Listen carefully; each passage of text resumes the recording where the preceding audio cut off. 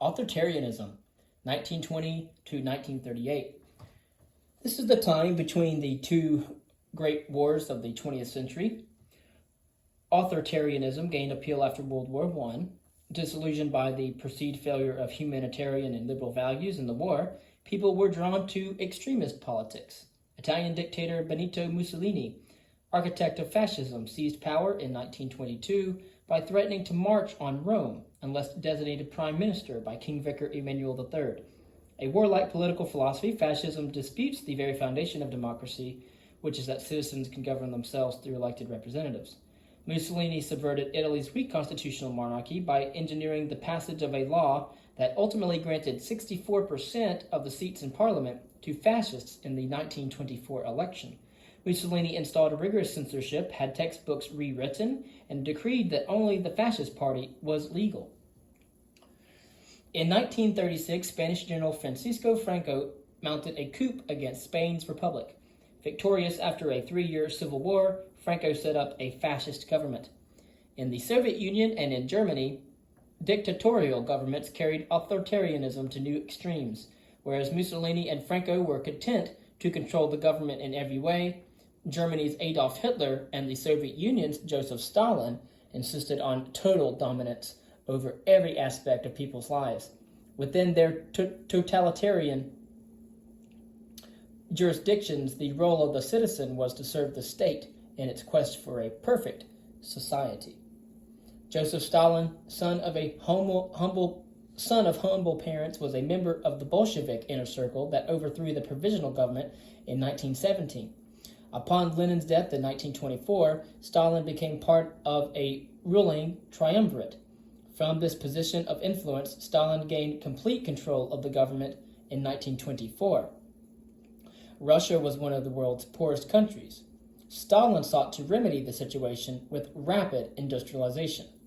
Convinced that large mechanized farms would be more efficient than individual plots, he forced peasants and landowners alike into huge agricultural enterprises called collective farms. Would-be class enemies, or wealthy peasants and other possible troublemakers, were shot or deported. Disaster followed. Famine killed as many as 5 million people in the early 1930s as the collectives failed to meet Stalin's expectations. I can't blame Stalin for trying to industrialize his Russia. But on the political front, Stalin murdered or sent to the Gulag his network of Siberian concentration camps, anyone who he imagined to pose as a threat, especially members of the Communist Party. In all, between 8 and 20 million souls, or people, are thought to have perished under Stalin. In 1924, about the time that Stalin began maneuvering to take over the Soviet government, Adolf Hitler was in jail. In the year 1924, he had taken part in a failed coup against the Weimar Republic established in Germany after World War I. But in 1921, Hitler was president of the Nazi Party. Small at the outset, the party was rebuilt by Hitler, who found financial backing and garnered mass popularity. By 1932, the Nazis were the second largest party in the government. In 1933, the legislature anointed Hitler dictator, Der Führer. Soon he had declared illegal all labor unions and political parties except his own. After all, the other party was extremely small, and the other one was extremely communist, and so of course, people at that time did not like communism. But that's why it was the socialism was highly National Socialism was highly favored in that time. So as did Stalin and the Soviet Union, Hitler established an all-powerful secret police force, the Gestapo, whose every action was legal as long as der Führer approved. Suspicion of the slightest deviation from Nazi orthodoxy could result in so-called protective custody, which typically led to a concentration camp.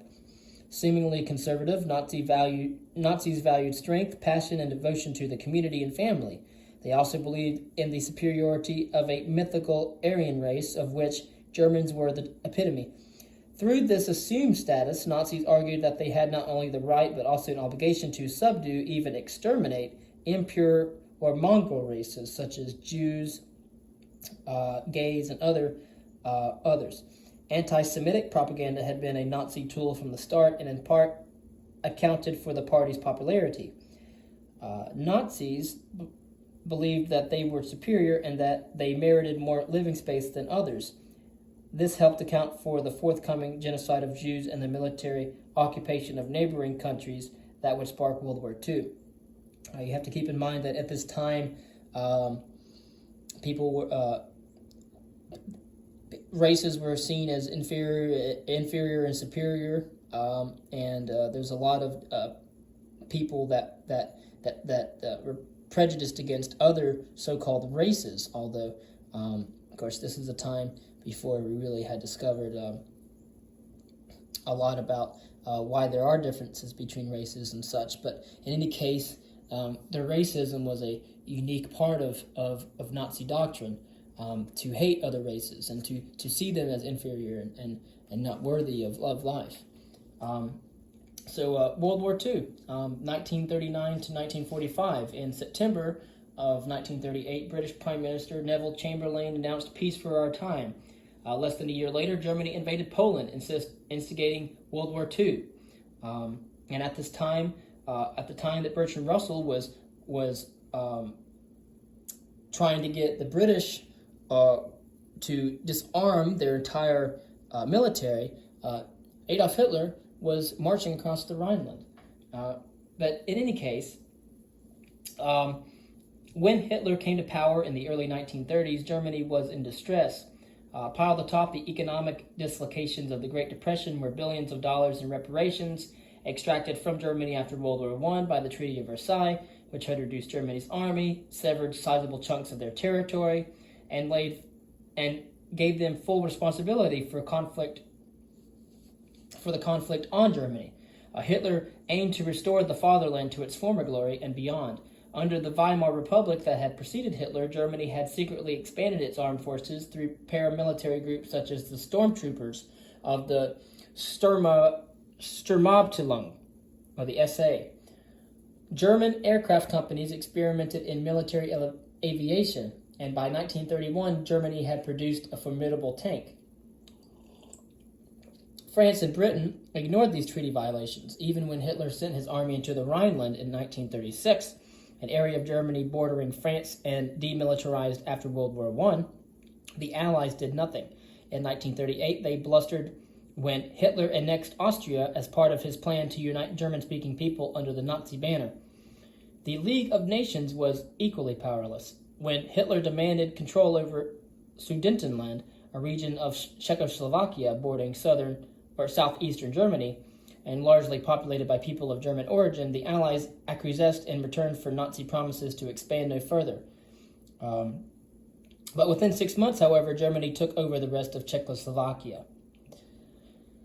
Germany was not alone in its expansionist behavior. Mussolini's fascist Italy invaded Ethiopia, long thought to be a source of raw materials and an African power base, in 1935. The League of Nations responded weakly with condemnation and economic sanctions. Japan, too, was on the move. In 1931, a Japanese agent bombed a Japanese train in Manchuria, a province of China. With this manufactured incident as pretext, Japan occupied Manchuria and thereafter withdrew from the League of Nations.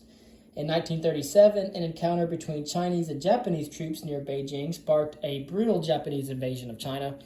In the city of Nanking alone, Japanese troops intentionally massacred hundreds of thousands of soldiers and civilians.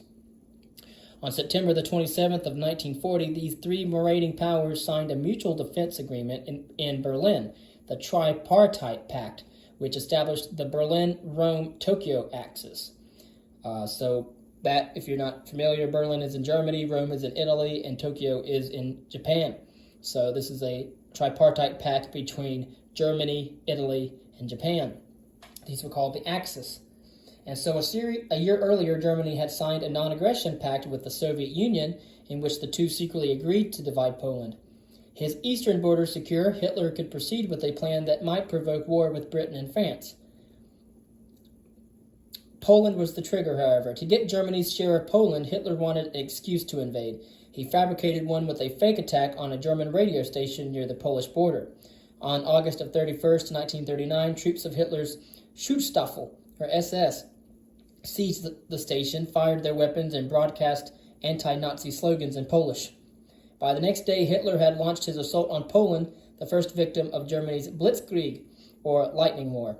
Dive bombers preceded waves of tanks and infantry. Poland's cavalry, pride of its army, was no match for Nazi armor. Within a month, the Germans took Poland's capital, Warsaw. So here you see tanks against horses.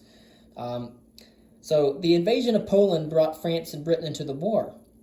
For more than 6 months, the two sides sat idle. The British press called it Sitzkrieg, as Germans sought to avoid war with France and Britain without ceding Poland.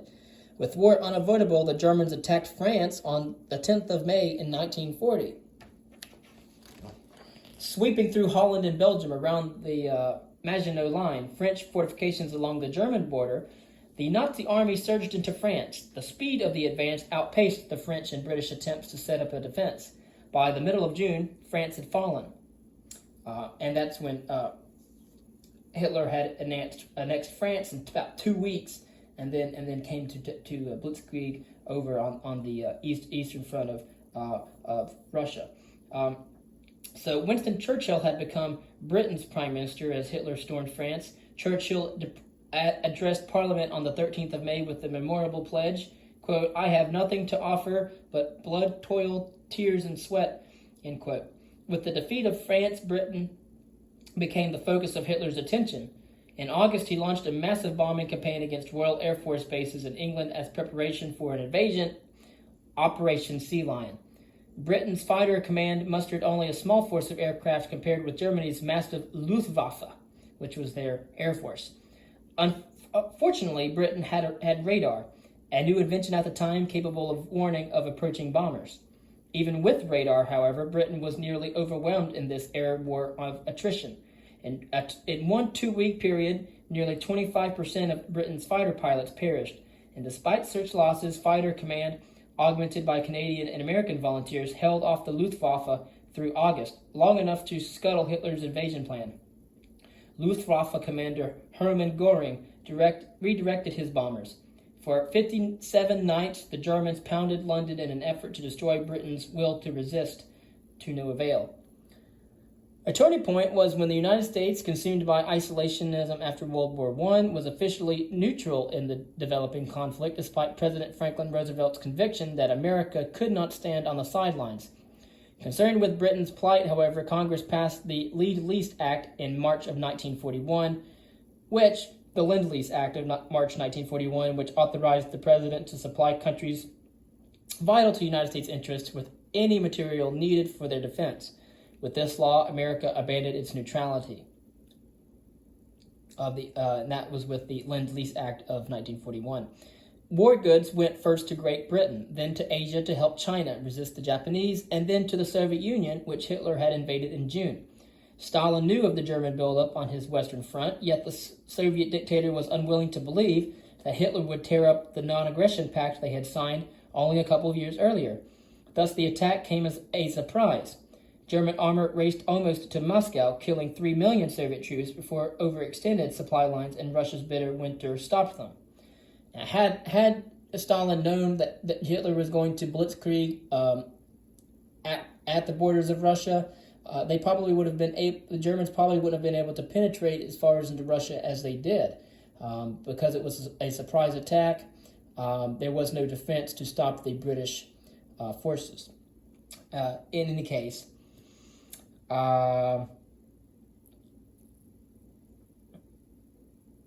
German armor raced almost to Moscow, killing 3 million Soviet troops before overextended supply lines and Russia's bitter winter stopped them.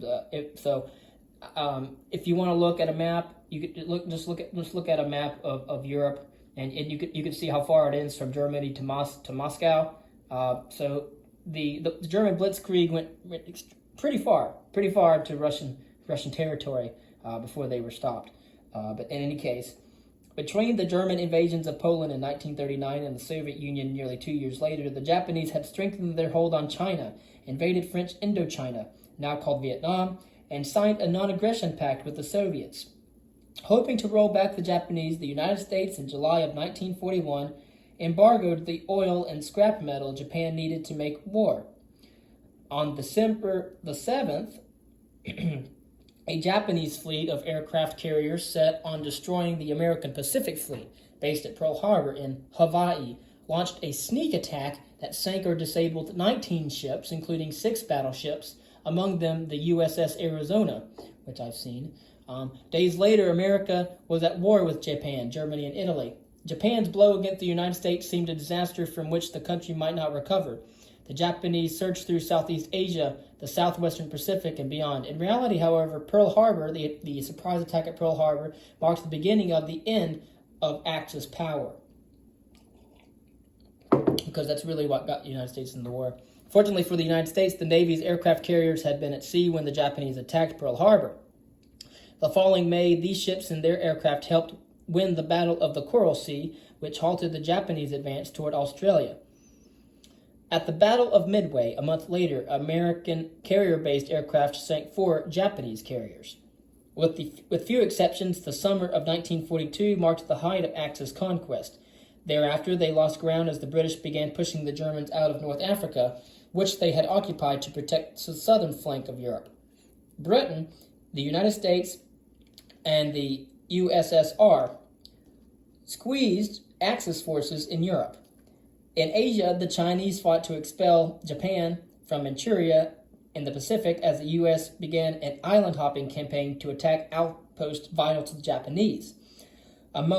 First among them was strategically located in Guadalcanal, one of the Solomon Islands. The United States Marines launched an amphibious assault on August the 7th, seizing an unfinished airfield and prevailing in a 6-month battle that cost the lives of 1,200 Marines. Japanese losses in the Pacific are estimated to have exceeded 28,000. As the contest for Guadalcanal unfolded, British forces in Egypt, led by General Bernard Montgomery, counterattacked advancing German forces under General Erwin Rommel at El Alamein. The first battle in July of 1942 stopped the Nazis' advance into Egypt. In October, the British defeated the Germans at El Alamein, forcing them to retreat westward to Tunisia. A month later, British and American troops in Operation Torch, commanded by General Dwight Eisenhower, landed in Morocco behind the Germans. There, the Allies assembled troops and tanks enough to overwhelm the Germans, who surrendered in May of 1943. With the Germans out of Africa, the Allies invaded Sicily in July and Italy in September. By then, Italian dictator Mussolini had been overthrown. The new government sided with the Allies to force the Germans from Italy, a feat achieved in spring of 1945. So here we see that Mussolini becoming a traitor against his other power in Germany. Fighting around Stalingrad, the key to the rich oil fields of the Caucasus, began in the spring of 1942. Spectacularly successful at the outset, the Germans lost momentum and much of their army during the winter. Pushed eastward into the Ukraine, they attempted to regain the offensive at Kursk in July. There, the Soviets defeated the Germans in the largest tank battle ever fought. At Kursk, some 2,700 German machines arrayed against some 4,000 Soviet machines, forcing the Nazis into their final retreat east. As the Soviets' life-or-death struggle with the Germans played out, preparations had begun for an offensive in Western Europe that Stalin had wanted. In Britain, General Eisenhower was assembling an Anglo-American invasion force. By the spring of 1944, there were 38 Army divisions and more than 300 squadrons of aircraft ready to take the war to Germany's front door. On the 6th of June, D-Day, an Allied armada sailed for Normandy, crossing the English Channel at night. The landings, though costly in men and machinery, established an Allied toehold from which American and British forces began to advance across France. Initially, the Allies made slow progress. Not until August of 1944 did a victorious United States 28th Infantry Division march down the champs of liberated Paris. As Allies pushed eastward, the German army assembled some 250,000 troops and 1,000 tanks, and in mid-December launched the Battle of the Bulge. Only with great effort were the Germans repulsed, and the Allies, 10 million strong in the west, resumed their march on Germany as the Soviet army closed in from the east. Germany surrendered unconditionally on the 7th of May. Hitler is thought to have committed suicide in Berlin, hiding in a bunker. I do need to note here that his body was never found, it was never recovered, and there is no report that he died in Germany. If anything, there actually is quite some evidence that Mengele, one of his chief medical doctors, actually escaped and went to Argentina and lived under a false name for many years and was never caught. As many of the Germans were in the Nuremberg trials for the atrocity of the Holocaust. There were many German officers and officials who, in the hierarchy of the German SS, that actually did escape. And so, while we would want to think that historically that Hitler died and committed suicide, there is no evidence that he did so. And so, one of the world's greatest dictators and murderers of all time in the 20th century might have actually escaped, but there is no evidence that is conclusive in that regard. But anyway, the war in Europe over the United States focused on Japan. The Marines and the Army had island hopped to Japan's doorstep to a fight for the Japanese homeland that promised to be even fiercer than the battle underway on the island of Okinawa to the south in the Pacific. On Okinawa, between the 1st of April and June the 22nd, 82 days of fighting, the Allies lost 34 ships, most of them to Japanese kamikaze, or suicide pilots. More than 700 aircraft were downed and 12,000 American soldiers were killed. Japan lost nearly 8,000 planes, more than 130,000 troops, and perhaps 140,000 or more civilians. Within days of the attack on Okinawa, President Roosevelt died suddenly from a cerebral hemorrhage. Vice President Harry Truman assumed the role of commander-in-chief. Soon he would have an opportunity to shorten the war dramatically. On July 16th, America detonated the first atomic bomb. Of course, this is because Einstein knew of such power, such nuclear power, due to the Manhattan Project that was going on in the American desert, and but before that he knew it before he had left Germany in fear that the atomic weapons would be in control of Germany, and so he wrote a letter to Truman telling him of this bomb. Or at least not the bomb, but the implications of the fact that it could be built.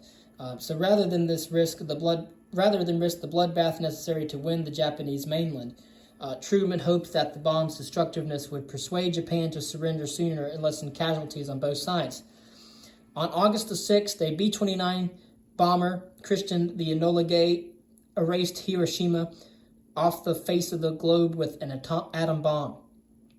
That was necessary. However, the United States had spent so much money on these bombs that it's not like they had built two bombs. It's not like they weren't going to drop the second one. It's big debate is whether or not the second bomb was necessary. It actually wasn't. They shouldn't have dropped it. It would have prevented more lives, and the war would have ended 2 weeks later anyways, even if they didn't. But nevertheless, we dropped both bombs. And so 3 days later, after the bomb on Hiroshima, we dropped a second bomb. The United States dropped a second bomb that destroyed Nagasaki and wiped that city off the face of the world. Together, the super weapons killed some 200,000 Japanese, a huge number, but thousands fewer than had died on Okinawa. So Japan capitulated on September 2nd. It signed the Instrument of Surrender aboard the USS Missouri, which I've been on, ending World War II, the most destructive conflict on record in the history of humankind.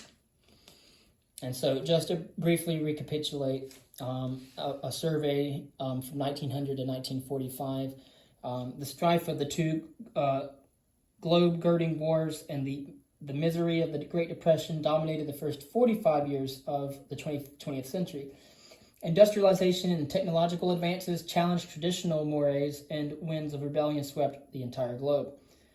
In Russia, in turn of the 20th century, had a revolution that involved large-scale disturbances and violence in the countryside. Many peasants, dissatisfied with the results of the abolition of serfdom less than 50 years before, had rebelled. Industrialists oppressed employees with 11-hour workdays in Russia in terrible conditions.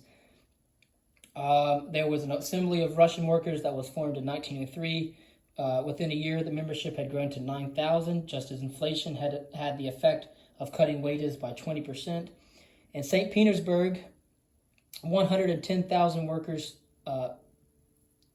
struck. So there was a list of grievances, and accompanied by a throng of workers, this assembly of Russian workers marched to the Winter Palace seeking an audience with Tsar Nicholas II. The police and Cossack cavalry attacked the petitioners, killing 200 of them and injuring hundreds more. And that began the revolution of 1905. Workers then walked off the job. Students abandoned the universities. Doctors, lawyers, engineers, and other members of the bourgeoisie insisted on a voice in government. When strikes spread to the railway system, the Tsar relented. In the October Manifesto, he granted representative government and established the Duma, which was an elected assembly that in reality had little power, but it proved such an annoyance to Nicholas II that by the spring of 1907 he had disbanded it, and 10 years later a much more virulent rebellion would then erupt, costing millions of lives and sweeping away the monarchy that had ruled Russia for centuries. It was the February Revolution of 1917, which would end up ushering in the Bolshevik. The rise of the Bolsheviks, who renamed themselves the Communist Party in 1918, and they of course remained in power for most of the 20th century.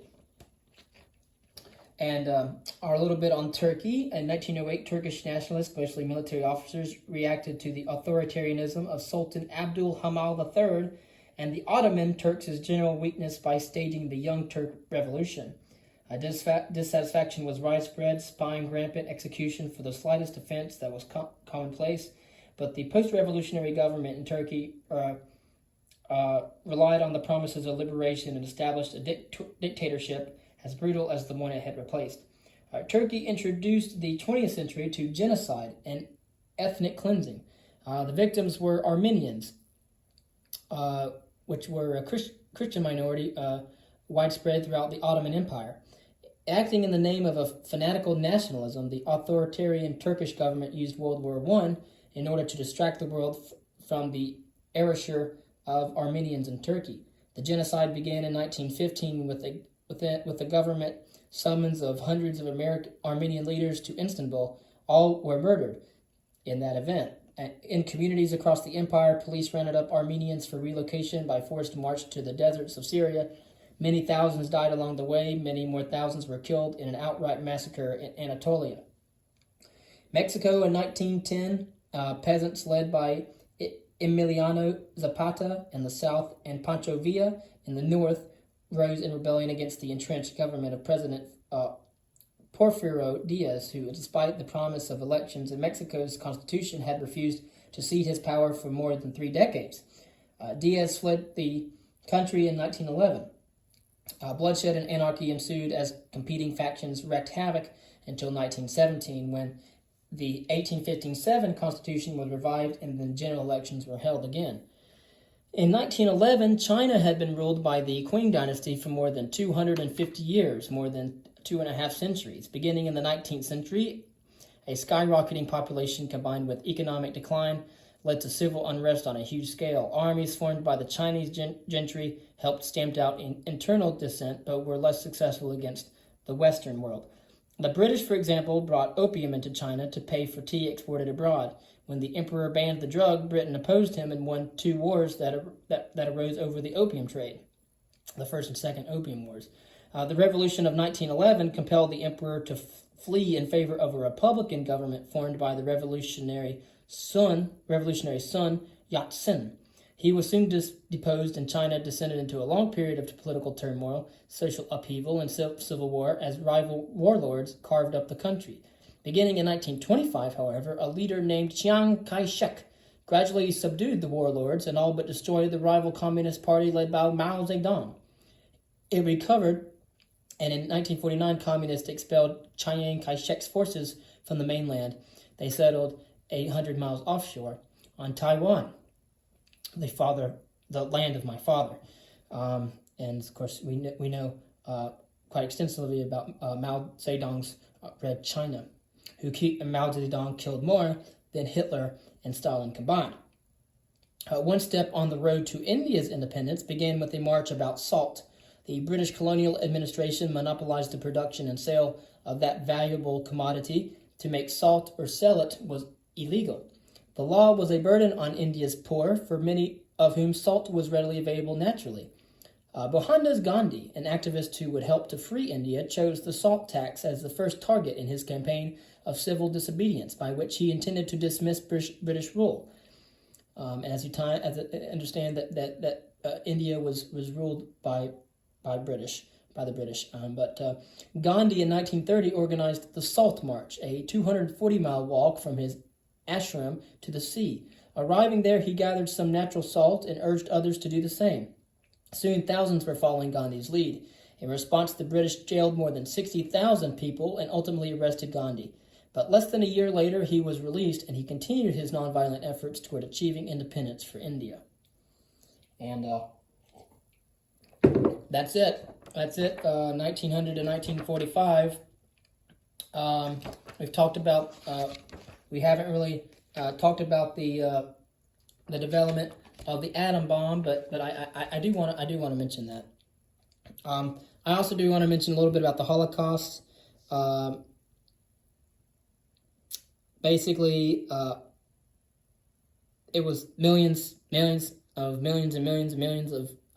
Jews and other races other than the German race that were literally executed, killed, and exterminated in Nazi concentration camps and all across Germany and Poland, and it's called genocide, and that's a word that started to arise in the 20th century. But in any case, lots of horrific events that happened in the 20th century, and not least the development of the atom bomb. And now, of course, now nations know how to make nuclear weapons. We have about we're going to go over the Cold War in our next video, but the information on how to build nuclear weapons, including atom bombs, from uranium and thorium and such, are understood, and especially with plutonium and tritium. But in any case, we don't have as many nuclear weapons now as we once did. Well, there's only about like 12,000 nuclear weapons now, compared to about the 60 to 80,000 nuclear weapons during the Cold War. Of course, these nuclear weapons now are more powerful than those of the Cold War era. However, there are attempts being made to regulate the production of nuclear weapons, and hopefully for the eventual disarmament of those weapons. But as long as nuclear weapons are known how to be made, there are going to be nuclear weapons. It's just all about understanding that not to do anything to provoke the use of these nuclear weapons. However, I do want to briefly mention the development of the atom bomb. Okay, so in June of 1942, the United States launched a top-secret effort to create a new superweapon. In 1942, it would be based on the principle of nuclear fission, the fragmenting of a uranium atom's nucleus by bombarding it with neutrons, heavy particles found at the centers of atoms. Albert Einstein had informed President Franklin Delano Roosevelt. Okay, so I was wrong in my earlier statement. It wasn't Wilson that Einstein had contacted. It was actually Franklin Roosevelt that he had contacted before his death. So, anyways, Einstein informed Roosevelt in 1939 that fission could lead to, quote, extremely powerful bombs of a new type, end quote. Already, wrote Einstein, the Germans had halted the export of uranium from Czechoslovakia, and in Berlin were reproducing American experiments with it. Fission, under the right circumstances, it was thought, would be self-sustaining, with each fractured nucleus blasting out neutrons that would crash into nearby nuclei to fracture them in turn. Prodigious amounts of energy could be released. Enrico Fermi, a brilliant scientist who had fled fascist Italy to work in America, proved that fission worked. In 1942, at the University of Chicago, he and a team assembled a stack of graphite blocks interspersed with uranium and cadmium-coated rods. True to predictions, as the control rods were withdrawn from the pile, fission began that sustained itself until the rods were reinserted. This kind of controlled reaction would lead to nuclear power plants. Meanwhile, it would unleash destruction never seen before on Earth. In Los Alamos, New Mexico, scientists and engineers began to work on an atom bomb. Its explosive core was made of plutonium instead of uranium. Of course, this experiment was called the Manhattan Project. But on July 16, 1945, the bomb set atop a tower near Alamogordo, New Mexico. At about 5:30 a.m. in the morning, a blast erupted that outshone the sun. Fermi wrote of, quote, a huge pillar of smoke with an expanded head like a gigantic mushroom, end quote. This is where we get the word mushroom cloud. But even more powerful than expected, the explosion produced temperatures as high as 7,000 degrees Fahrenheit, enough to fuse desert sand. A month later, an atom bomb was dropped on Hiroshima, Japan, as we have noted. Another was aimed at Nagasaki as well, and of course, as we know, as a result of the drop on Hiroshima, that ended World War II. So in 1952, America detonated an even more powerful weapon. In 1952, it was called the hydrogen or fusion bomb. The fusion bomb, hydrogen bomb. A fusion bomb mimics the sun by crushing hydrogen atoms to form helium and produce even more energy than a fission bomb. In its first test, it vaporized an island in the Pacific with an explosive force 500 times that of the bomb dropped on Hiroshima. After the Soviet Union exploded its own atomic weapons, the calculus of world conflict changed dramatically. No longer could the East threaten the West with destruction, or vice versa, without risking annihilation. The stalemate was known as MAD, for Mutual Assured Destruction. And that is the end of this reading on World War II, authoritarianism, and a brief history on the dropping of the atomic bomb and the hydrogen bomb. Thank you.